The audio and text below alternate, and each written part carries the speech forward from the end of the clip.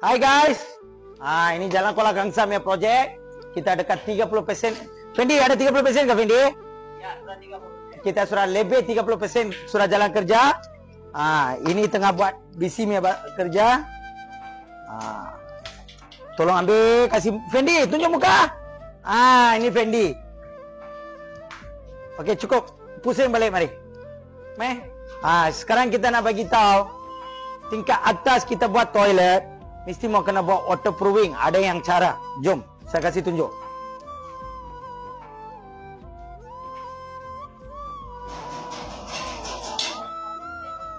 Okey, ini mari sini kasih tunjuk. Okey, ini kita hack dulu, tender kasih keluar, baru buat waterproofing 3 kali kurang-kurang. Lepas tu kita kasih takung air 3 hari, taruh bocor, baru render balik, taruh tiles.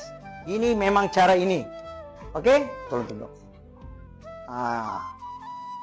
Okey, ini tiles punya kerja sudah di tengah jalan. Jom. Ini saya Sifu sudah ikut saya 10 tahun ada kah? 10 tahun ada kah? Tengok dia malu mau cakap.